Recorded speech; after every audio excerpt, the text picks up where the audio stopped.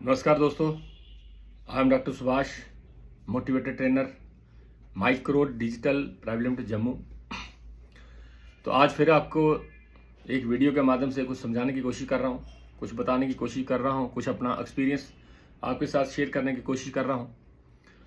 आज की वीडियो में दोस्तों मैं एक बात आपको क्लियर करना चाहता हूँ कि अगर आपको बहुत बड़ा करना है तो आपको अपनी वैल्यू बढ़ानी पड़ेगी। जब जब वैल्यू बढ़ेगी आपका स्टेटस बढ़ेगा, आपकी इनकम बढ़ेगी। वैल्यू बढ़ाना क्या होता है दोस्तों? वैल्यू होती है कि एक इंसान जब अपने आप को तराशता है, अपने आप को एक अच्छा मजबूत बनाने की कोशिश करता है, तो उसकी day by day value create हो जाती है।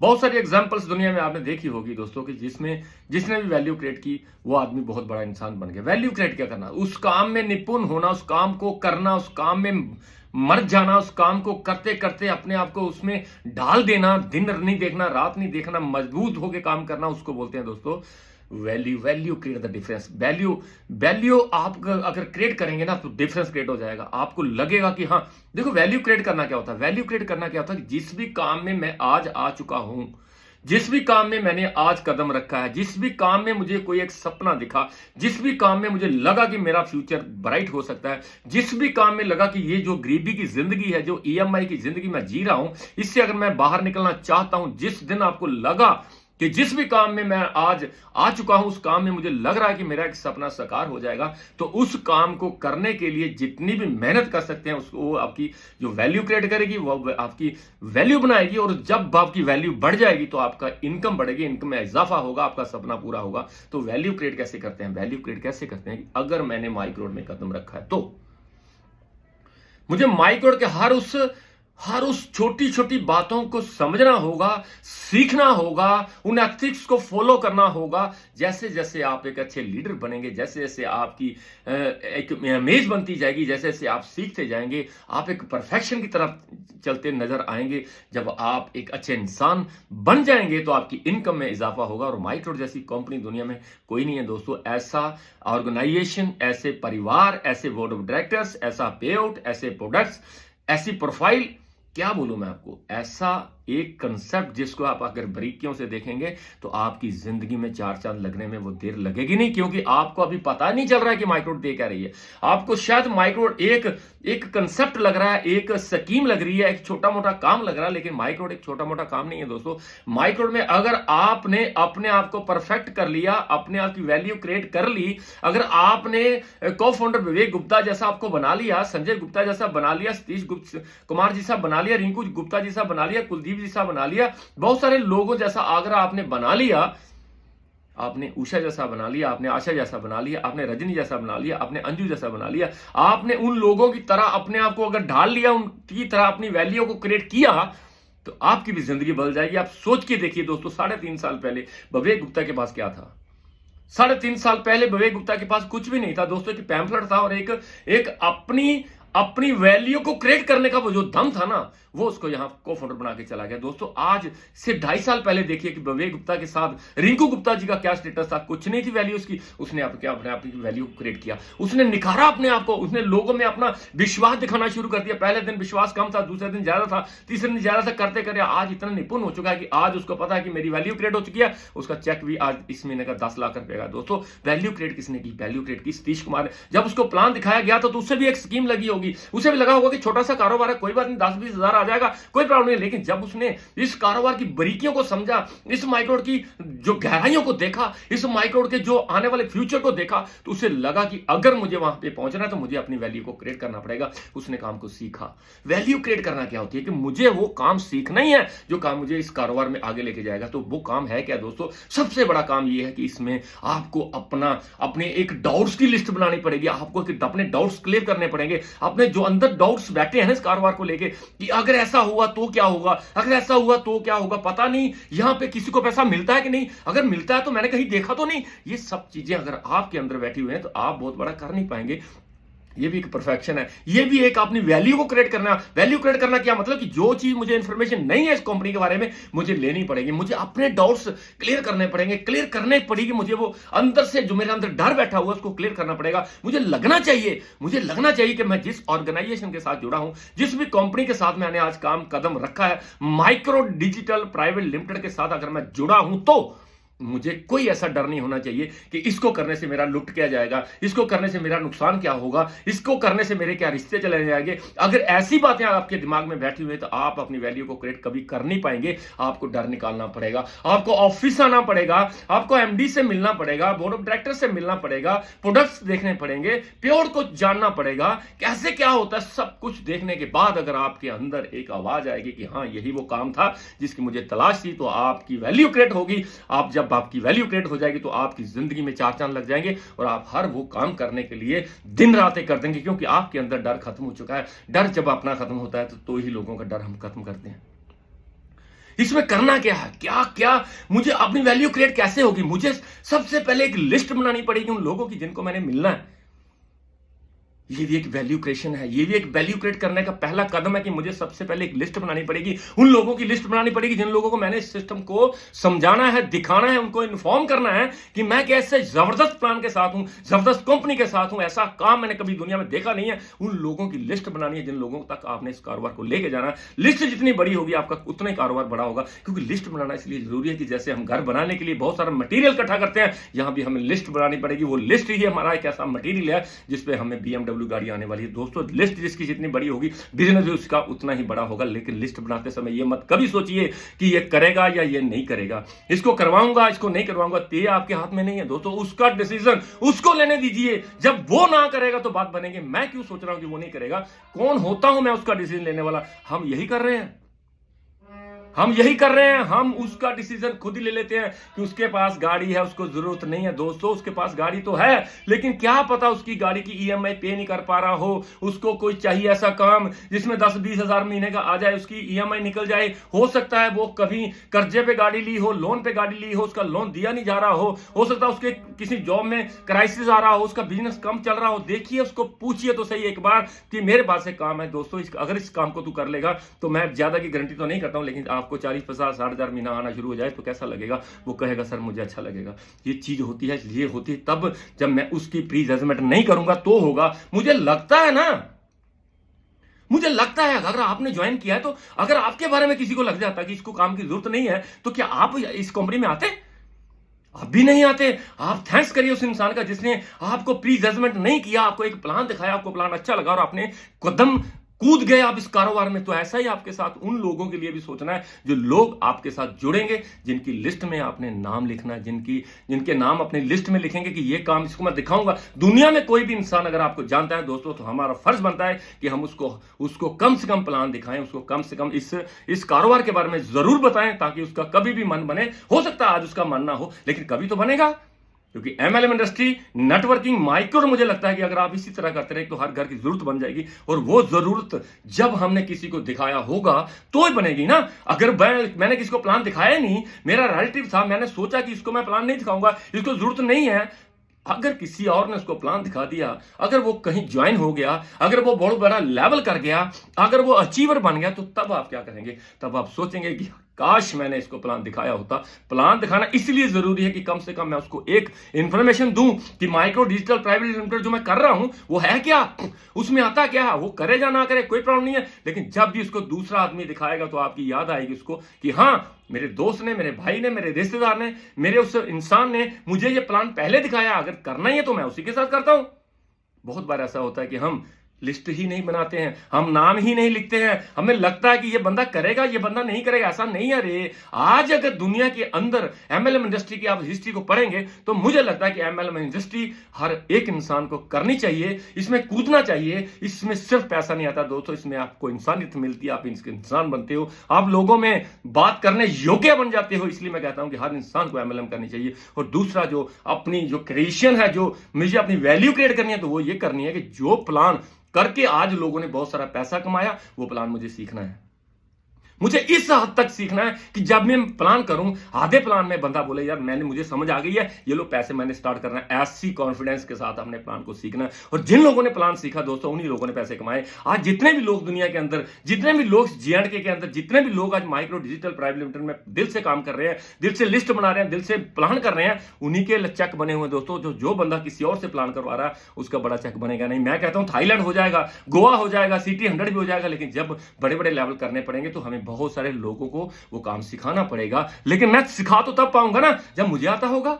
जब मुझे नहीं आ रहा तो मैं किसको क्या सिखाऊंगा। दोस्तों, अगर आपको सीखा हुआ है ना आपने, तो आप नीचे डिलीवर जरूर करेंगे, क्योंकि कोई भी बात अगर मेरे दिमाग में जब मैं सुनता हूं ना, तो मैं सुनाने की कोशिश करता हूं, वो चाहे अच्छी हो चाहे बुरी हो। जैसे जैसे आप अपनी अपडेशन करेंगे, अपनी वैल्यू को क्रिएट करेंगे, जब आपको प्लान करना आएगा, जब आपके प्लान से एंट्री आना शुरू हो जाएंगी, तो आपका कॉन्फिडेंस लेवल बढ़ जाएगा और आप वैल्यू क्रिएट करने के बाद क्या करेंगे, उस प्लान को नीचे डिलीवर करेंगे। हमें सबसे पहले लिस्ट बनानी है दोस्तों, उसके बाद प्लान को सीखना है, और प्लान को सीखने के बीच जो बात है वो है कॉन्टैक्ट एंड इनवाइट। हमें लोगों को कॉन्टैक्ट करने का तरीका आना चाहिए। बहुत सारे लोग जब किसी को कॉन्टैक्ट करते हैं, किसी से बात करते हैं इस कारोबार के बारे में, इसको सुनने के लिए इसको तैयार करते हैं, तो हम उसको सारा का सारा प्लान फोन पे ही बता देते हैं। हाँ, अगर घर से दूर है, अगर 100 किलोमीटर है, 200 किलोमीटर है, 500 किलोमीटर है, तो करिए ना उसे प्लान, लेकिन प्लान तब करिए जब उसको प्लान, आपको प्लान आता हो। अगर प्लान नहीं आ रहा है तो आप अगर फोन पे, अगर वीडियो कॉल पे प्लान करवा रहे हो, तो अपनी अपलाइन के साथ बैठ के करवाइए, ताकि उससे अच्छी इंफॉर्मेशन मिले, ताकि वो वहां भी ज्वाइन करे। इसलिए मैं कहता हूं दोस्तों, आपको कॉन्टैक्ट एंड इनवाइट अच्छे तरीके से करना है। कॉन्टैक्ट एंड इनवाइट करने के टाइम पे आपने सिर्फ मनी मैसेज देना कि दोस्तों मेरे पास एक ऐसा काम है जो मैंने देखा, कल का मैंने देखा होगा, मेरी रात की नींद उड़ गई है, मुझे लगता है कि मुझे ये काम करना चाहिए, और मैं सारी रात सोचता रहा कि मैं इस काम के बारे में किसी और को इन्फॉर्म कैसे करूं, तो मुझे आपका नाम मेरे दिमाग में आया, और मैं चाहता हूं कि आप भी इस कारोबार को देखो। अगर आपको अच्छा लगेगा तो दोनों भाई मिलकर काम करेंगे। मुझे लगता है कि आपको भी अच्छा लग जाएगा, क्योंकि मैंने इस कारोबार में बहुत सारे लोगों की जिंदगी बदलती हुई देखी। जो लड़का कल मेरे पास आया था, जो आदमी मेरे पास कल आया था इस सिस्टम को लेकर, सिस्टम को समझाने के लिए, उसको मैंने 6 महीने पहले देखा था, तो उसके पास साइकिल भी नहीं था, लेकिन आज वो बंदा 4 व्हीलर में आया, और मुझे लगा कि अगर उसकी गाड़ी आ सकती है, तो अगर दोनों भाई मिलकर इस कारोबार को समझेंगे तो हमारी भी आ सकती है। इस तरीके से हमने उसको इन्फॉर्म करना है, उसको कॉन्टैक्ट करना है। कॉन्टैक्ट करना ही इस बिजनेस की बैकबोन है। मैं कहता हूं कि अगर आपने वैल्यू क्रिएट कर ली, अगर आपको प्लान तो छोड़िए, प्लान तो आ ही जाएगा, लेकिन आपको अगर आपने प्रॉपर तरीके से उसको कॉन्टैक्ट कर लिया ना, तो आपको सुनने के लिए तैयार होगा। अगर आपने उसे 8 बजे का टाइम दिया, तो ऐसा उसको कॉन्टैक्ट करिए कि वो बंदा 7:55 पे आपका इंतजार कर रहा हो, और ये सोच रहा हो कि यार वो बंदा क्यों नहीं आया जिसने मेरे से कल बात की थी। इस तरह से अगर कॉन्टैक्ट करेंगे तो आपका कॉन्टैक्ट एक अच्छे तरीके से आपको प्लान देखेगा, सुनेगा, करेगा और करवाएगा भी। मैं गारंटी करता हूं, क्योंकि ये सारा का सारा खेल जो है ना, वो कॉन्टैक्ट एंड इनवाइट का है। अच्छा कॉन्टैक्ट एंड इनवाइट होगा तो बंदा आपको सुनेगा, अच्छा कॉन्टैक्ट नहीं होगा तो आपका वो इंतजार नहीं करेगा, आपसे वो करने कतराएगा, आपको वो सोचेगा कि ना ही आए तो अच्छी बात है। ऐसा नहीं है। आपने सबसे पहले अपने डाउट्स क्लियर करने के बाद एक लिस्ट बनानी है लोगों की जिनको मैंने प्लान दिखाना है, उसके बाद मैं उसको कॉन्टैक्ट करूंगा। कॉन्टैक्ट करना क्या है? कॉन्टैक्ट सिर्फ और सिर्फ उसको मनी मैसेज देना कि मेरे पास एक काम है, मैंने देखा, बहुत अच्छा लगा, मैं चाहता हूं तू भी देख। अगर आपको अच्छा लगता है तो दोनों मिलकर काम करेंगे, नहीं अच्छा लगेगा तो कोई बात नहीं, आप भी छोड़ देना, मैं भी छोड़ दूंगा। लेकिन मुझे लगता है कि अगर हमने 30 मिनट इस कारोबार को अच्छे तरीके से देख लिया, तो मुझे लगता है कि आपकी जिंदगी बदल जाएगी, क्योंकि बहुत सारे लोगों की मैंने जिंदगी बदलती हुई देखी। जब आप प्लान करने जाते हो, जब आपको प्लान आ गया, जब आपने प्लानों में अपने आप को एक्टिवेट कर लिया, जब आपने वैल्यू क्रिएट करके आप प्लान को सीखा, जब आप प्लान उसको करने लगे हो ना, तो एक ओवरव्यू बनाइए। एक ऐसा ओवरव्यू बनाइए कि उसे लगे कि ये मेरे काम की चीज है। उसे पूछिए कि सर, जितने काम आप कर रहे हो, जो काम आज कर रहे हो, जो आपने अगले 10 साल करते रहे, क्या लगता है आप अपने बच्चे को डॉक्टर बना पाएंगे?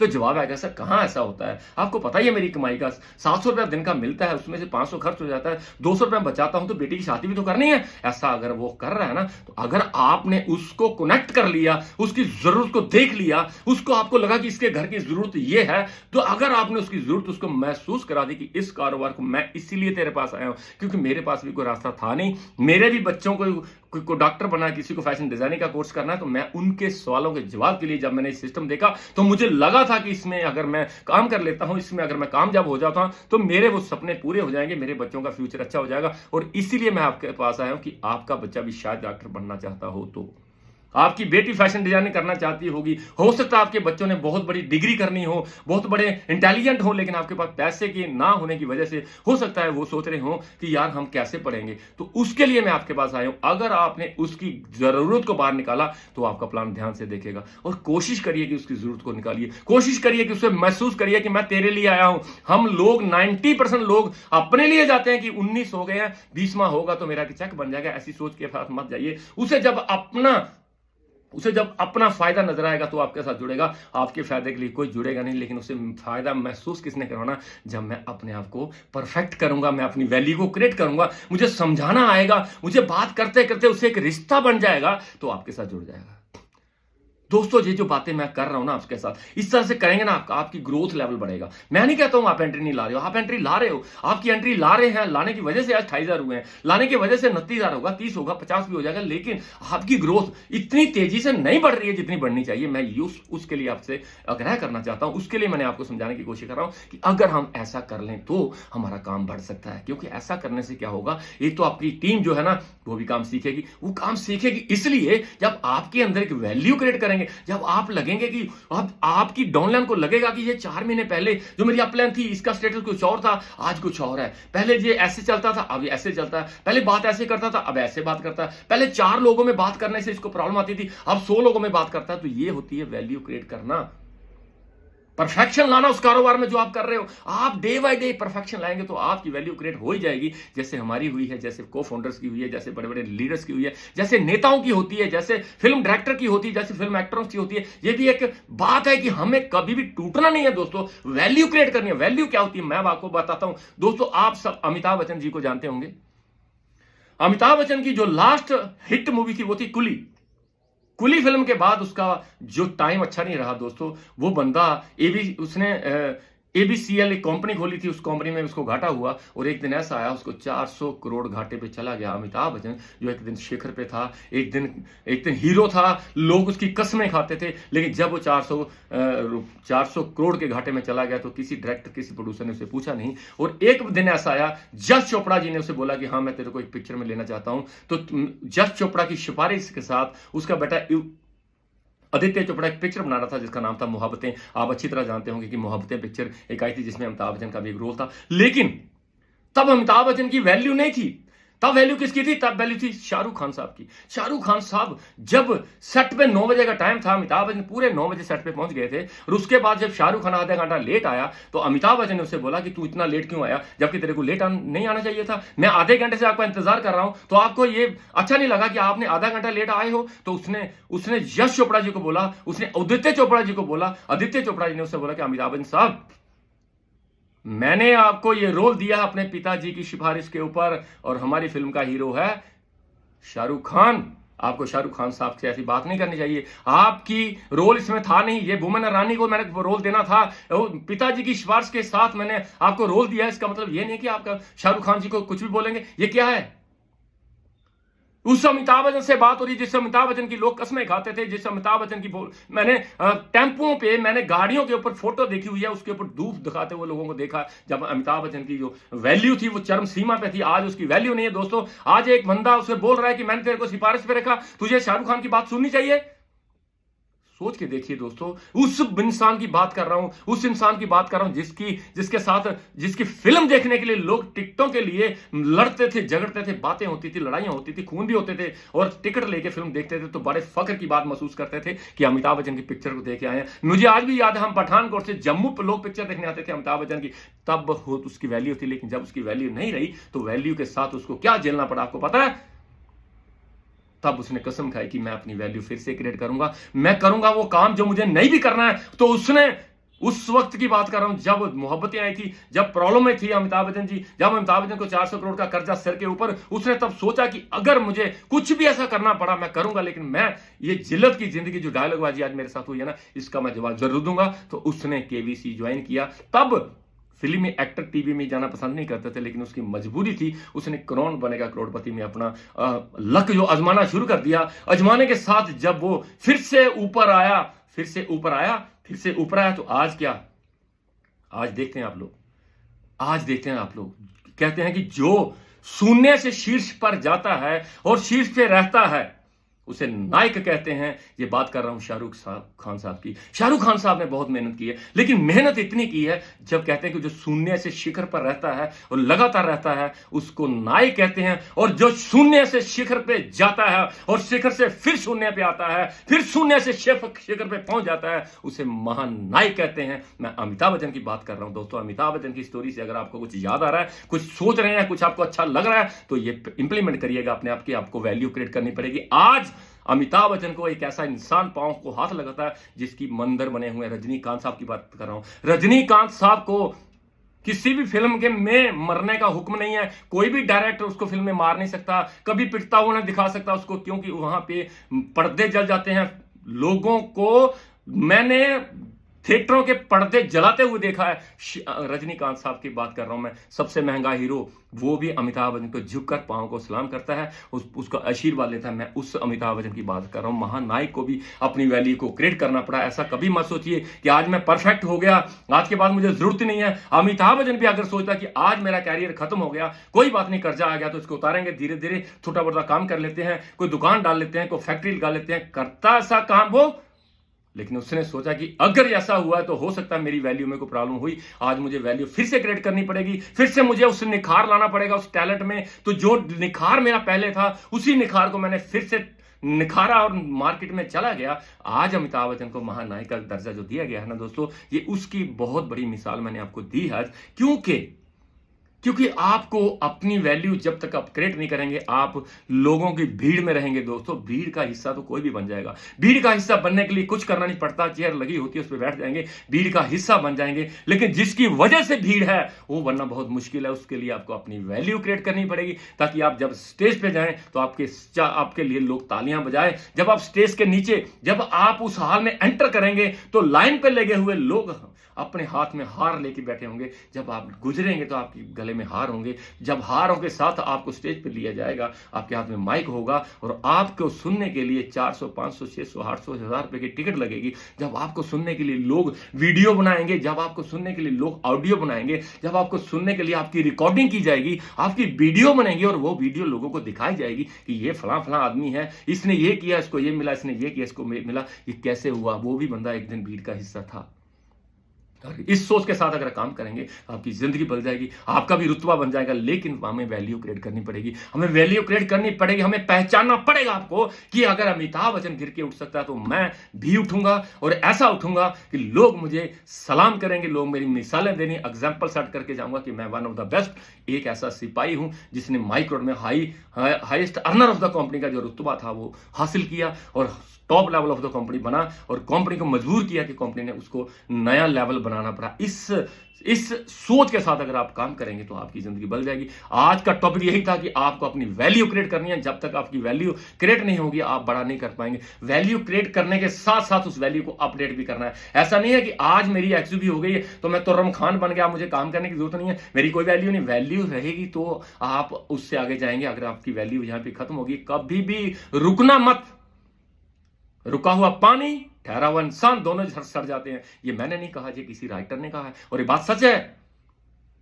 हर उम्र में, हर हालात में आपको काम करना है, हर हालातों में अपने आप को अपडेट करना है, हर हालातों में अपनी वैल्यू बढ़ानी है। क्योंकि ये जिंदगी कुछ दिन के लिए मिली है दोस्तों। अगर इस जिंदगी को हमने पूरी तरह से यूज नहीं किया ना, तो हम भी उसी तरह लोगों के साथ एवरेज जिंदगी जी के मर जाएंगे। लेकिन मैं नहीं चाहता कि आप अगर माइक रोड में आए हो तो आपकी एक एवरेज जिंदगी के लिए नहीं आए हो। भगवान की कृपा है, कोई आपको माइक रोड मिली है और आपके ऊपर भगवान की ब्लेसिंग है कि आपको माइक रोड के वजह से रास्ता मिला है। अब चलना या नहीं चलना, करना या नहीं करना, अपडेट करना या नहीं करना, वैल्यू क्रिएट करना या नहीं करना, ये आपका डिसीजन है। क्योंकि भगवान ने आपको इसके लिए दिमाग दिया है। अगर आपको दिमाग नहीं दिया होता तो शायद जो भगवान करता वही होता। लेकिन भगवान ने दिमाग इसीलिए दिया कि मैंने तुझे अच्छा इंसान बनाया, मैंने तुझे एक रास्ता दिया, अब इस पे चलना कैसे है, ये एथिक्स तुझे फॉलो करने पड़ेगी, तुझे अपनी वैल्यू क्रिएट करनी पड़ेगी। उसके बाद तेरा जो होगा उसके बाद बात करेंगे। तो दोस्तों, आज की वीडियो में मैं एक ही बात करना चाहता हूं कि अपनी वैल्यू को क्रिएट करिए। जितनी बातें मैंने आपसे की हैं उसको इंप्लीमेंट करिए, और इंप्लीमेंट करते करते आप मार्केट में निकलेंगे तो वो दिन दूर नहीं है दोस्तों, जब आप भी स्टेज पे खड़े होकर बोल रहे होंगे